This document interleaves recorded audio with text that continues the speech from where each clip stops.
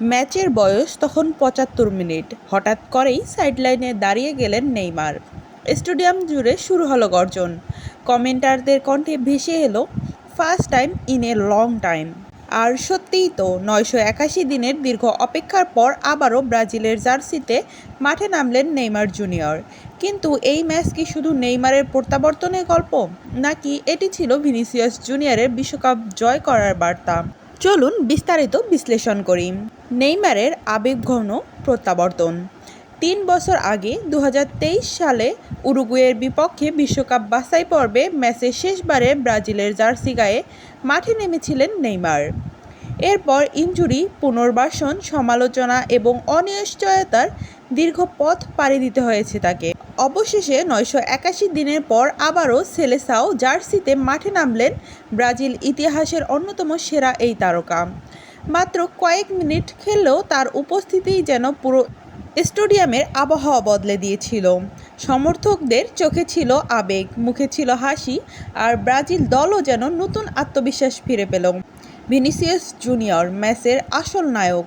যদিও নেইমারের প্রত্যাবর্তন ছিল দিনের সবচেয়ে আবেগঘন মুহূর্ত, ম্যাচের প্রকৃত নায়ক ছিলেন ভিনিসিয়াস জুনিয়র।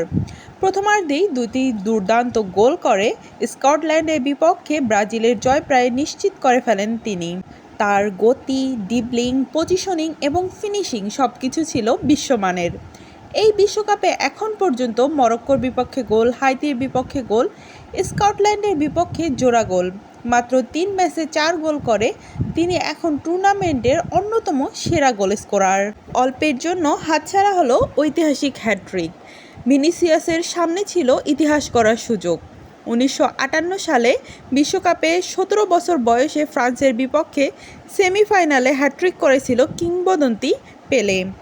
এরপর বহু বিশ্বকাপ এসেছে, ব্রাজিল চ্যাম্পিয়নও হয়েছে, কিন্তু আর কোনো ব্রাজিলিয়ান বিশ্বকাপে হ্যাটট্রিক করতে পারেনি। এই ম্যাচে ভিনিসিয়াস সেই রেকর্ড স্পর্শ করার সুযোগ পেয়েছিল। দ্বিতীয়ার্ধে অত্যন্ত ৪টি বড় সুযোগ তৈরি করেছিলেন, কিন্তু ভাগ্য তার পক্ষে ছিল না। ফলে হ্যাটট্রিক না হলেও তিনি প্রমাণ করেছেন এই বিশ্বকাপে ব্রাজিলের সবচেয়ে বড় অস্ত্র তিনিই। গোল্ডেন বুটের লড়াইয়ে ভিনি বর্তমানে বিশ্বকাপের গোল স্কোরার তালিকায়। লিওনেল মেসি ৫ গোল, আর্লিং হল্যান্ড ৪ গোল, কিলিয়ান এমবাপ্পে ৪ গোল, ভিনিসিয়াস জুনিয়র ৪ গোল। বিশ্ব ফুটবলে বড় বড় তারকারা যখন গোল করছেন, তখন ভিনিসিয়াসও নিজেকে সেই পর্যায়ে নিয়ে গেছেন। রিয়ানের দুর্দান্ত পারফরমেন্স। হাইতির বিপক্ষে ম্যাচে ইনজুরিতে পড়েছিলেন রাফিনহা। অনেকেই ভেবেছিলেন ব্রাজিলের আক্রমণ ভাগ দুর্বল হয়ে যাবে, কিন্তু সুযোগ পেয়ে নিজেকে প্রমাণ করেছে রিয়ান। ডান প্রান্তে তার গতি, বল নিয়ন্ত্রণ এবং আক্রমণ তৈরির ক্ষমতা ছিল অসাধারণ।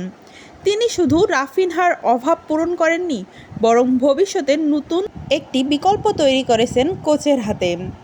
কুনিয়ার উত্থান। প্রথম ম্যাচে তাকে শুরু থেকেই খেলাননি কোচ কার্লো আনচেলত্তি, কিন্তু দ্বিতীয় ম্যাচে সুযোগ পেয়েই জোড়া গোল করেন। স্কটল্যান্ডের বিপক্ষে আবারও গোল করলেন।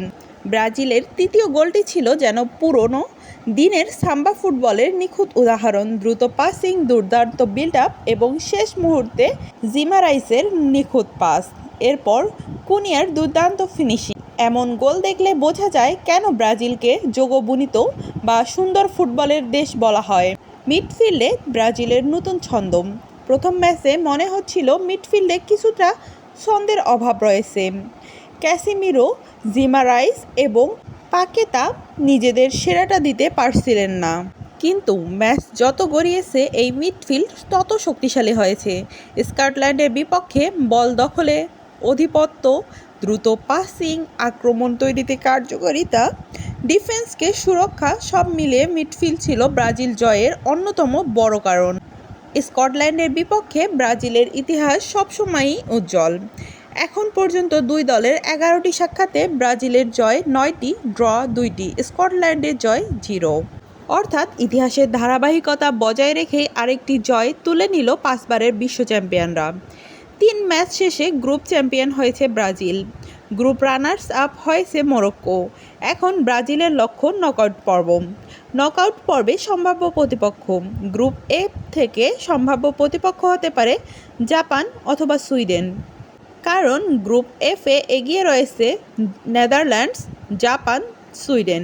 সম্ভাবনা বলছে নেদারল্যান্ডস গ্রুপ চ্যাম্পিয়ন হবে। সেক্ষেত্রে জাপান বা সুইডেনের মধ্যেই কেউ হবে রানার্স আপ এবং তাদের সঙ্গেই মুখোমুখি হবে ব্রাজিল। নেইমার ফিরেছেন, ব্রাজিল দুর্দান্ত ফর্মে, কুনিয়ার গোল করেছেন, মিডফিল্ড ছন্দে ফিরছে এবং দল হিসেবে ব্রাজিল ধীরে ধীরে হয়ে উঠছে সেই ভয়ঙ্কর ব্রাজিল, যাকে দেখে পুরো ফুটবল বিশ্ব শঙ্কায় থাকে। এখন প্রশ্ন একটাই, নেইমারের প্রত্যাবর্তন আর ভিনিসিয়াসের দুর্দান্ত ফর্ম কি ব্রাজিলকে এনে দিতে পারবে ষষ্ঠ বিশ্বকাপ? সেটার উত্তর মিলবে নকআউট পর্বে। ভিডিওটি ভালো লাগলে লাইক, শেয়ার এবং সাবস্ক্রাইব করুন। ধন্যবাদ সবাইকে।